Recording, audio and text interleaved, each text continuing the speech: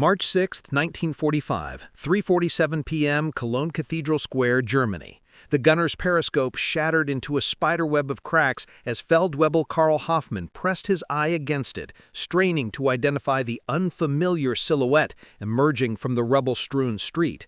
For 3 years, he had memorized every American tank profile: the high-riding Sherman with its 75mm pop gun, the Stuart light tanks that Tiger crews called toy Panzers, even the rare jumbo Shermans with their extra armor that still couldn't penetrate a Tiger's frontal plate beyond 500 meters. But this was something else entirely. "Das ist keine Sherman," he whispered into the intercom, his voice carrying a tremor that his crew had never heard before. "That's not a Sherman." Through the cracked optics he could see the massive gun barrel, longer, thicker than any American tank gun he'd encountered. The hull sat lower, more angular, with sloped armor that looked cast rather than welded.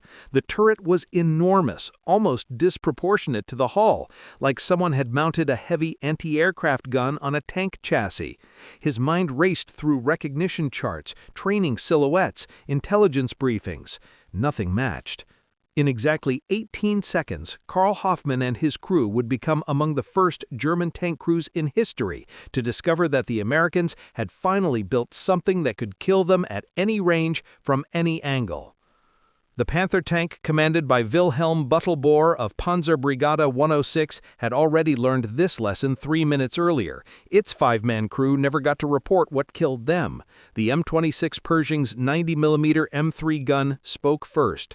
The armor-piercing round traveled at 853 meters per second, crossing the 120 meters between the two tanks in less time than Hoffman could blink. The projectile struck the Panther's frontal armor at the turret face. The 100mm armor plate, which had deflected dozens of Sherman rounds in France and Belgium, split under the impact. The 90mm shell, still carrying tremendous kinetic energy, continued through the crew compartment before detonating. The mathematics of Allied victory were being written not in battle plans, but in production statistics and battlefield encounters that would shatter every assumption these soldiers carried about their enemies, their homeland, and their cause.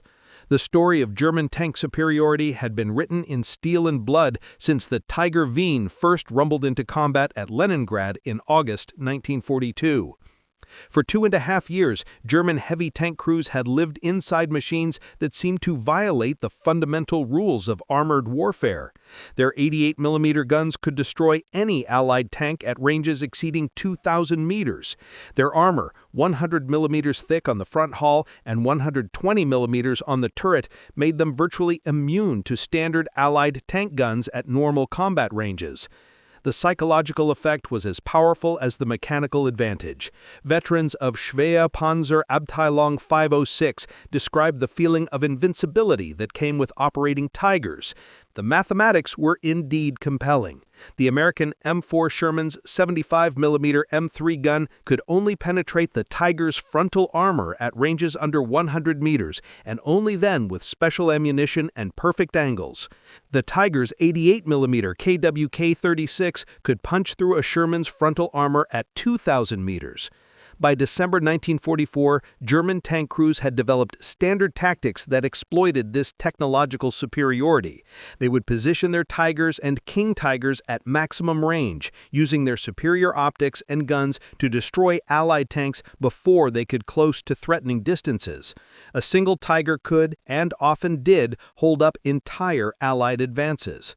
The most famous example occurred at Villas-Bourges in June 1944, when SS Oberstammführer Michael Wittmann's single Tiger destroyed 14 tanks, 2 anti-tank guns, and 13 other vehicles in less than 15 minutes. Though Wittmann himself would die in August 1944, months before the Pershing arrived, this superiority created a profound psychological advantage that extended beyond the battlefield. Allied tank crews developed Tiger fever, often mistaking any German tank for a Tiger and reporting far more Tiger encounters than actually occurred. Meanwhile, German heavy tank crews developed an almost mystical belief in their invulnerability, painting kill rings on their gun barrels like fighter spider races. But unbeknownst to these confident crews 8,000 kilometers away in the Detroit tank arsenal, American engineers had been working since September 1942 on a project designated T-26. They were building something that would shatter the myth of German tank invulnerability. The journey to the M26 Pershing began with a bitter realization. American tank design had fallen dangerously behind. The M4 Sherman, which formed the backbone of American armored forces, had been designed in 1941, when the most dangerous German tank was the Panzer IV with its short 75mm gun. By the time Shermans faced Tigers in Italy and Normandy, they were outclassed in every category that mattered: armor, firepower, and effective range. The Pershing development program represented a crash effort involving 14 major contractors, 300 subcontractors, and over 50,000 workers across 22 states. Fisher Body Division of General Motors, which had been producing Sherman tanks at its Grand Blanc arsenal in Michigan, received immediate orders to retool for the new heavy tank. The changes were staggering: new casting techniques for the turret, entirely different transmission systems, and most critically, the integration of the 90mm gun that had previously been used only in tank destroyers and anti-aircraft roles.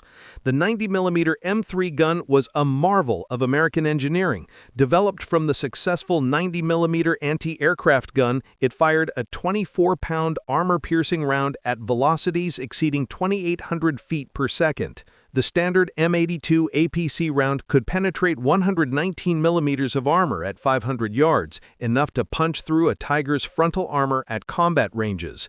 The newer T-30 E16 HVAP round with its tungsten carbide core could penetrate 221 millimeters at the same range, enough to threaten even the mighty King Tiger. The development was shrouded in unprecedented secrecy. Workers at the Fisher Tank Arsenal were told they were building an improved Sherman variant. Components were manufactured in separate facilities to prevent anyone from understanding the complete design. When the first 20 Pershings were sent to Europe in January 1945, they were listed as heavy maintenance equipment and covered with tarps. January 15, 1945, New York port of embarkation. Under cover of darkness and heavy security, the first 20 M26 Pershings were loaded onto ships bound for Europe. Each tank was wrapped in waterproof covering and labeled with false shipping codes. The crews selected to operate them had been training in isolation at Fort Knox since November, sworn to secrecy under penalty of court-martial. The crossing took 11 days through U-boat-infested waters.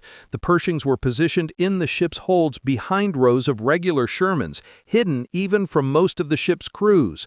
The tank crews spent the voyage studying German armor recognition charts and practicing their cover story. They were replacement crews for standard Sherman units. The Pershings arrived at Antwerp on January 26, 1945, again under cover of darkness. They were immediately transported by special trains to the 3rd Armored Division's maintenance area near Düren, Germany. Here, the crews conducted final preparations while Division Commander Major General Maurice Rose personally briefed battalion commanders on the new weapon. February 25th. The first 4 Pershings were assigned to the 3rd Armored Division's push toward the Rhine. They were distributed, one per task force, hidden among regular Sherman companies with strict orders to avoid combat unless engaging German heavy tanks. The crews painted them with standard olive drab and added unit markings to make them blend in, though their longer guns and lower profiles made them distinctive to trained eyes. The German intelligence failure was complete. Despite having one of the most effective intelligence services of the war, the Wehrmacht had no idea the Pershings existed. German commanders believed Americans had chosen quantity over quality as a permanent doctrine, unable to conceive that American industry could pivot to producing heavy tanks while maintaining Sherman production.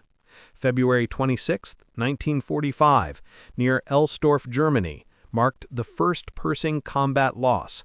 The T-26E3, nicknamed Fireball, was knocked out by a Tiger I in a close-range ambush. The Tiger's 88mm round struck the Pershing's gun mantlet, killing the gunner and loader. However, the Pershing was repaired and returned to service on March 7th, a testament to American recovery and maintenance capabilities. Over the next week, scattered reports began reaching German headquarters about encounters with an unidentified American tank with a longer gun and heavier armor than the Sherman. A Panther crew reported being destroyed at 1,800 meters by a single shot from an American vehicle they couldn't identify. Most disturbingly, every report mentioned the same detail: a gun that appeared significantly longer and larger than the standard Sherman's 75mm. March 6, 1945. The battle at Cologne Cathedral would become the most documented tank duel of World War II, captured on film by Signal Corps cameraman Jim Bates. The day began with German forces positioning remaining tanks around the cathedral square. Wilhelm Battlebohr, commanding a Panther from Panzer Brigade 106, felt confident despite the American approach. The square's open space gave clear fields of fire, and their positions behind rubble provided partial hull cover. At 15:20 hours, Bartlebohr spotted movement near the destroyed Gurion Hotel. Through his periscope, he saw what he initially reported as an unusual Sherman variant with an expended gun. He ordered his gunner to engage at 300 meters, point-blank range for a Panther's high-velocity 75mm gun. The Panther fired first, its round striking the approaching tank's frontal armor, but instead of penetrating, the shot ricocheted upward in a shower of sparks. Bartlebohr had exactly 3 seconds to process this impossibility before the return shot arrived. Staff Sergeant Robert Early, commanding the Pershing, nicknamed Eagle 7, had already acquired the Panther in his gun sight. His gunner, Corporal Clarence Smuller, centered the crosshairs on the Panther's mantling and fired. The 90mm round punched through the Panther's turret face. The tank burst into flames as ammunition cooked off. The film footage captured by Jim Bates shows what happened next: another German tank nearby. Accounts vary whether it was a Tiger or another Panther attempted to engage but was also destroyed by the Pershing with a single frontal shot. The engagement lasted less than 5 minutes, but demonstrated conclusively that American tanks could now match German armor in firepower. The destruction of German tanks at Cologne Cathedral triggered an intelligence crisis within the Wehrmacht. Oberkommando West issued urgent directives demanding all units report immediately any encounters with new American heavy tanks and provide detailed descriptions and capabilities. The responses painted a picture of technological surprise that German commanders struggled to accept. Multiple crews reported American tanks with 90mm class guns and heavy frontal armor, destroying Panthers and Tigers at ranges exceeding 1,500 meters. German crews began referring to it as the long gun Sherman, unable to conceive of an entirely new American heavy tank. This misunderstanding would persist for weeks, contributing to tactical errors as German crews attempted to engage Pershings using anti-Sherman tactics. The Panzerwaffe's training infrastructure struggled to respond. Tank schools had no information about the new American vehicle. Recognition charts didn't exist, and tactical manuals assumed American tank guns couldn't penetrate German heavy armor frontally. By mid-March 1945, roughly 20 Pershings were operational in the European theater, with more arriving weekly. While this number seems insignificant compared to the thousands of Shermans in service, the psychological impact far exceeded the mathematical ratio. German tank crews accustomed to engaging Shermans with impunity now approached every engagement with uncertainty. The kill ratios tell part of the story. In the limited engagements where Pershings faced German armor, they achieved positive results. Though the sample size of only 20 tanks in combat makes statistical analysis problematic. What mattered more was the uncertainty. German crews couldn't distinguish Pershings from Shermans at distance, creating hesitation in every engagement. Production mathematics were even more significant. While Germany struggled to produce 100 tanks per month by early 1945, American factories had produced 2,222 M26 tanks by war's end, with Fisher-Body's Grand Blanc arsenal alone completing 1,739 units. German crews who learned about these production rates through interrogations or captured documents realized they weren't just facing a technically capable opponent. They were facing one that could replace losses at rates Germany couldn't match even at its peak. The capture of damaged Pershing components and examination of knocked-out vehicles provided German engineers and tank crews with their first close look at American heavy tank engineering. What they discovered challenged every assumption about American tank design. The cast turret was a single piece, requiring manufacturing capabilities Germany had never developed for such large components.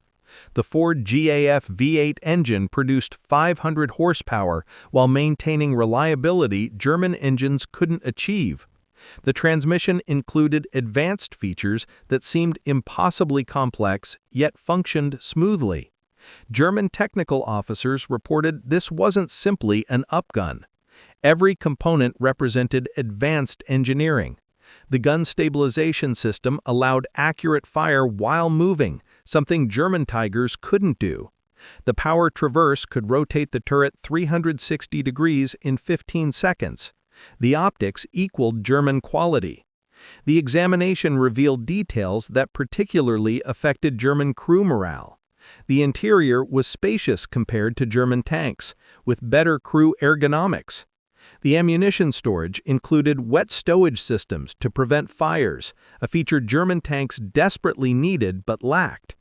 Even small details like padded surfaces and interior lighting showed attention to crew comfort that German designs had sacrificed. The knowledge of American heavy tank capability spread through the Panzerwaffe rapidly, affecting morale that had already been weakened by constant retreat and material shortages. Tank crews who had maintained their fighting spirit despite overwhelming odds now faced a different reality. The Americans had eliminated their last advantage. German tactical doctrine had been built on the assumption of technical superiority, compensating for numerical inferiority. Defensive positions were chosen based on Tigers and Panthers being able to engage American armor at ranges where return fire was ineffective. Offensive operations assumed German heavy tanks could punch through American positions with acceptable losses. Both assumptions were now questionable. The psychological impact was reflected in increasing reports of mechanical breakdowns that resulted in tank abandonment. Crews who would previously have attempted field repairs under fire now declared vehicles irreparable at the first mechanical issue. Tank recovery vehicles reported finding abandoned German tanks with minor problems, loose tracks, empty fuel tanks, thrown treads that crews would have routinely fixed weeks earlier. As American forces pushed toward the Rhine in late March 1945, German tank crews found themselves in an impossible position. They were ordered to hold bridgeheads against American advances, but they no longer knew what they were facing. Every engagement became a lethal gamble. Were those Shermans or Pershings approaching? The pattern repeated across the front. German tanks that had once stood their ground now withdrew at first contact. Defensive positions that should have held for days collapsed in hours. The material impact of 20 Pershings among thousands of American tanks was minimal, but the psychological impact was paralyzing. April 1945 saw the complete breakdown of German armored resistance in the West. Units that still possessed operational tanks often refused to engage American armor without guarantee that no Pershings were present. Since no such guarantee was possible, many units essentially ceased offensive operations.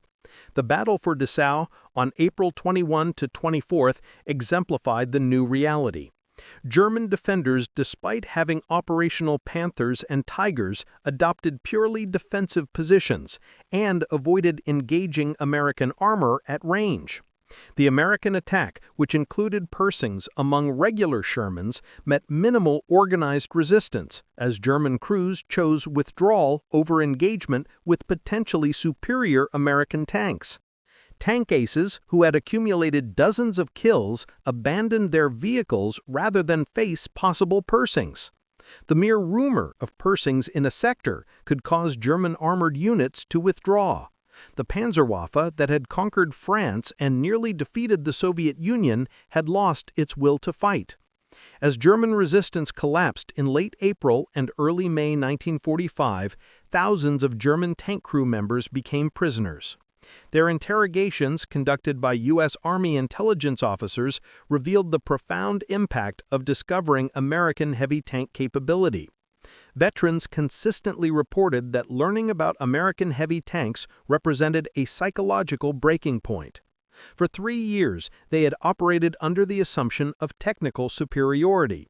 Even when outnumbered, even when retreating, they knew their Tigers were superior.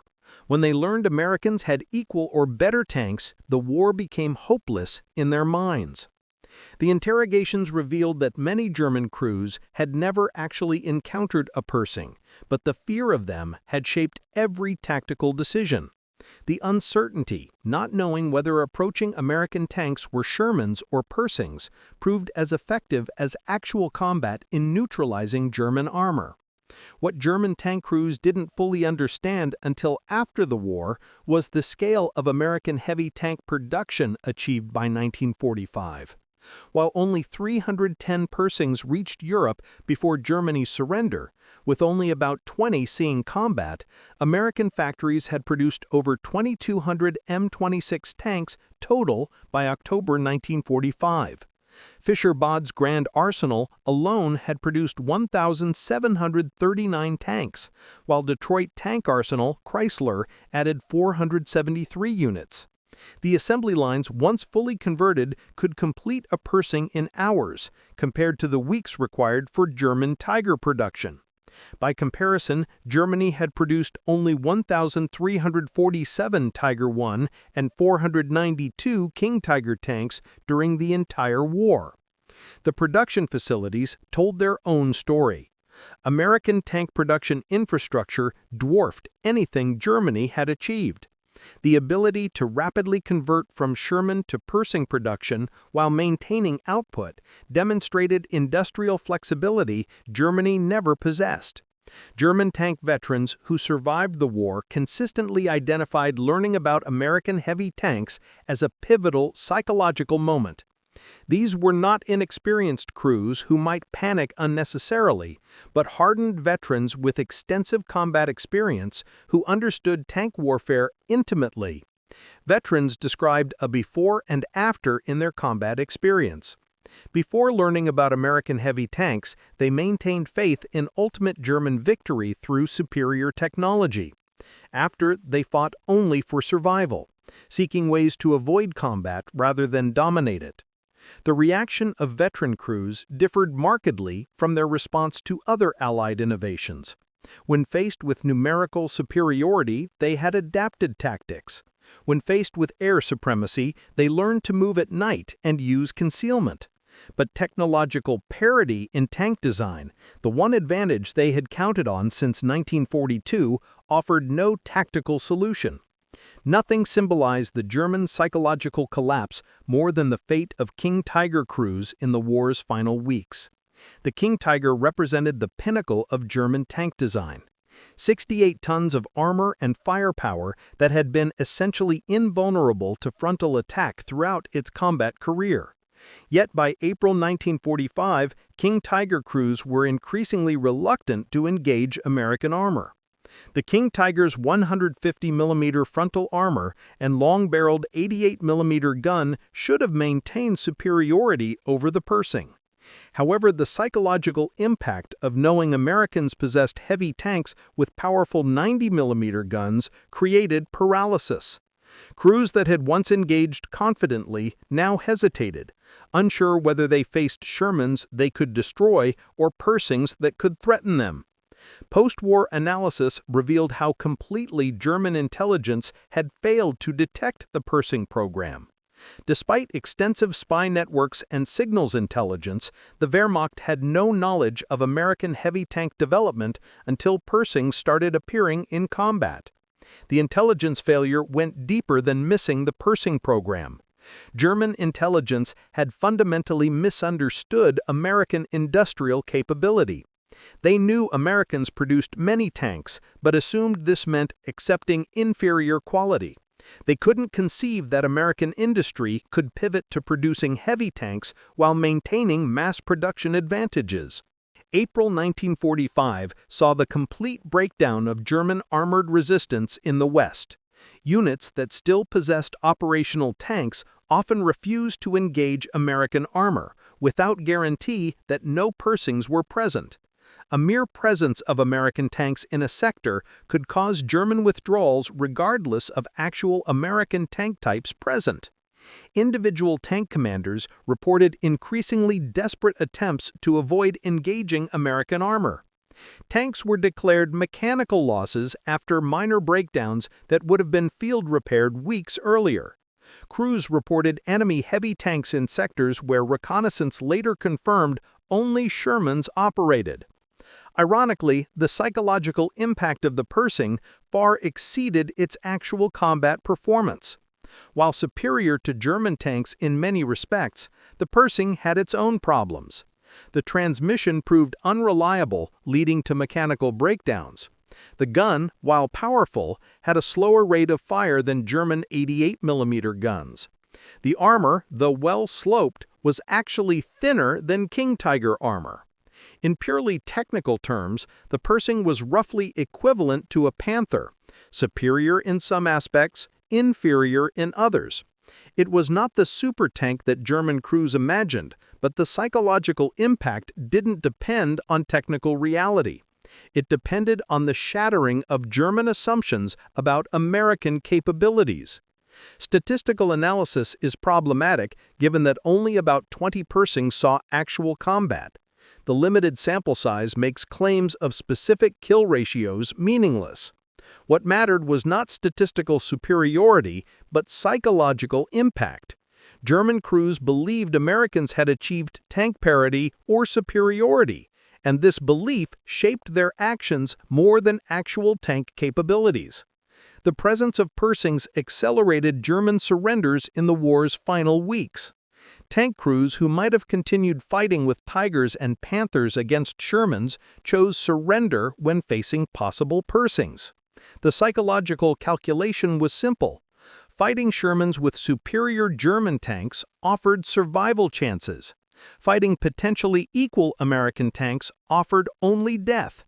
The phenomenon repeated across the front. German tank crews, once among the most determined fighters in the Wehrmacht, became increasingly likely to surrender.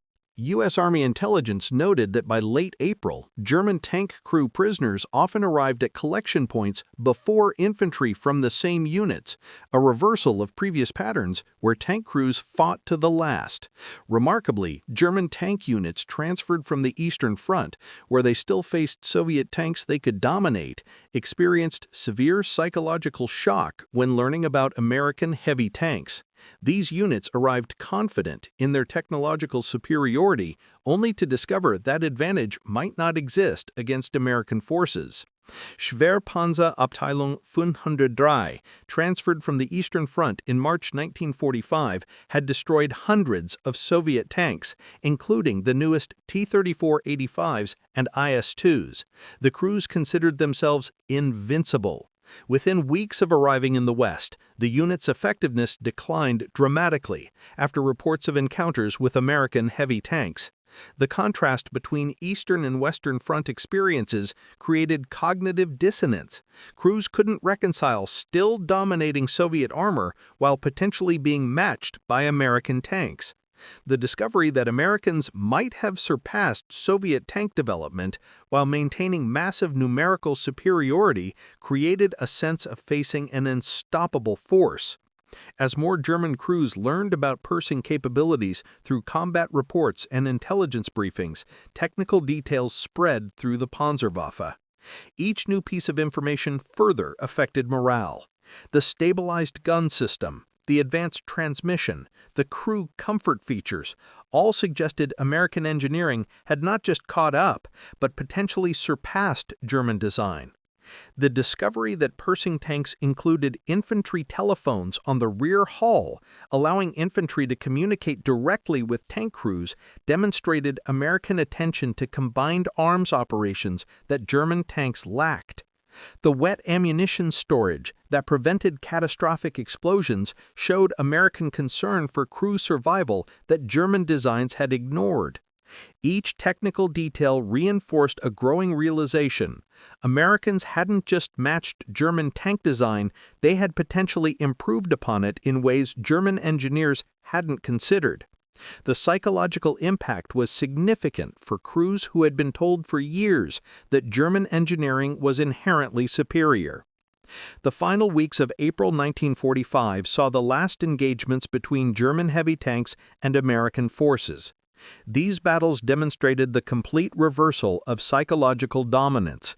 Where Tiger crews had once stalked Shermans with confidence, they now fought with desperation and uncertainty. German doctrine called for engaging the most dangerous threat first, but identification uncertainty paralyzed decision-making. Crews hesitated, trying to identify whether approaching tanks were Shermans or Pershings, losing crucial first-shot opportunities. This hesitation often proved fatal regardless of the actual American tank type. Post-war analysis by military historians revealed the significance of the Pershing's psychological impact on German armored forces. While the limited number of Pershings in combat makes statistical analysis problematic, the effect on German morale is well documented. The numbers available support this analysis. In the 2 months before Pershing deployment, German tank units in the West maintained higher operational readiness despite material shortages. After Pershing appearance reports spread, readiness declined significantly, with many losses attributed to abandonment rather than combat damage. German tank crews had developed deep confidence in their technological superiority. This belief sustained morale through terrible losses and constant retreat. The Pershing appearance shattered this belief system. Without it, German tank crews lost a crucial psychological foundation for continued resistance. In the decades after the war, German tank veterans consistently identified learning about American heavy tanks as the moment they knew the war was truly lost. At reunions and in memoirs, the theme repeated: technological superiority had been their last hope, and the Pershing destroyed it. Veterans consistently described the psychological impact of discovering that American workers in Detroit had built tanks that could match German Tigers. The industrial democracy they had been taught to despise had achieved technical parity while maintaining massive production advantages Germany never possessed. The production infrastructure told the real story. By April 1945, American tank production facilities covered over 50 million square feet of factory space. The Detroit tank arsenal alone exceeded much of German tank production infrastructure. Fisher Body had retooled entire automobile plants for tank production in months, a feat German industry never achieved. Beyond tactical and technical impacts, the Pershing created a moral crisis for German tank crews. They had been told they were fighting for German technological and racial superiority. The appearance of superior American tanks built by what Nazi propaganda called mongrel races challenged the entire worldview that had sustained their fighting spirit. If Americans could build superior tanks, what did that say about racial superiority theories? The final accounting of Pershing impact reveals a complex story. In total, 310 Pershings reached Europe before Germany's surrender, but only about 20 saw actual combat. This limited deployment makes specific kill ratio claims statistically meaningless. What mattered was not how many German tanks Pershings destroyed, but how their mere existence affected German morale and tactical decision-making. German records show significant increases in tank abandonments in sectors where Pershings were rumored to operate. Crew surrenders increased markedly after Pershing deployment became known. Operational readiness in Panzer units dropped significantly, though multiple factors contributed to this decline. The greatest irony of the Pershing impact was that German tank development had actually produced designs that might have exceeded American tanks, but too late and in too few numbers to matter. The Panther II E-50 and E-75 programs represented advanced designs that might have maintained German technical superiority, but they existed only on paper or in prototypes when Pershings were entering production. This contrast embodied the fundamental difference between German and American approaches to warfare. Germans sought technical perfection in individual weapons. Americans sought sufficient quality in massive quantities. When Americans achieved technical par with the Pershing while maintaining production superiority, German resistance became mathematically impossible. The psychological shock of discovering American heavy tank capability left lasting impacts on German military thinking. Post-war Bundeswehr doctrine emphasized that technological superiority alone could never again be assumed as a strategic advantage. The German military developed a healthy respect for American industrial capacity that persists to this day. Many German veterans who immigrated to America after the war cited the industrial might they witnessed, symbolized by the Pershing, as a factor in their decision. If America could produce such weapons while maintaining democratic freedoms and prosperity, perhaps the American system was worth embracing. Today, surviving Pershings stand in museums worldwide, silent testimony to American industrial achievement. At the Patent Museum at Fort Knox, a Pershing stands beside a captured king tiger. The placard notes their rough technical equivalents, but doesn't capture the psychological revolution the American tank created. German veterans visiting these displays often reflected on the shock of discovering American heavy tank capability. The Pershing represented more than a weapon. It symbolized American industrial capacity, finally focused on matching German quality while maintaining quantitative superiority.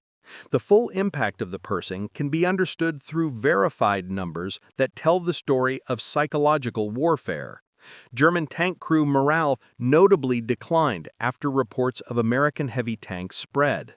Only 20 Pershings saw combat, making specific kill ratios statistically meaningless. 310 Pershings reached Europe before VE Day. 2,202 total M26 tanks were produced by October 1945. German production, 1,347 Tiger, Baufe, and 492 King Tiger tanks during the entire war. Fisher Body alone produced 1,739 Pershings. Chrysler added 473. These numbers reveal that the Pershing's psychological impact far exceeded its limited combat deployment. The knowledge that Americans could mass-produce heavy tanks while Germany struggled to maintain existing vehicles proved as demoralizing as actual combat losses. The last verified German tank versus Pershing engagement occurred in late April 1945 as the war drew to its close. By then, the psychological damage was complete. German tankers who had entered the war supremely confident in their technological superiority ended it discovering that American industrial democracy had matched and potentially exceeded their best efforts. The psychological journey from hunters to hunted, from superior to potentially inferior, occurred in just 8 weeks, from the first Pershing combat in late February to Germany's surrender in early May. The Pershing's true victory wasn't measured in destroyed German tanks, with only 20 in combat. Statistical analysis is impossible. But in destroyed German certainty. Tank crews who had fought against overwhelming odds for years sustained by faith in their technological edge lost that faith when American heavy tanks appeared. In the end, the M26 Pershing accomplished what thousands of Shermans couldn't. It contributed to breaking the German tanker's spirit, not through overwhelming numbers or superior tactics, but through the simple, devastating proof that American engineering had caught up. The long gun that German crews saw through their periscopes in those final battles wasn't just a weapon, it was the end of an era. German tankers never knew the American Pershing had a 90mm gun capable of killing their Tigers until those guns spoke in combat. When they did, the myth of German invincibility died. The hunters had become the hunted, and they knew it. In that knowledge lay the psychological collapse that helped end the war in Europe. The Pershing stands as testament to a fundamental truth of warfare. Technological superiority is temporary, but industrial capacity and democratic innovation endure. German tankers learned this lesson in the hardest possible way, staring down the barrel of an American 90mm gun that proved American democracy could produce weapons equal to anything German totalitarianism had created, even in limited numbers that made their psychological impact far exceed their statistical significance.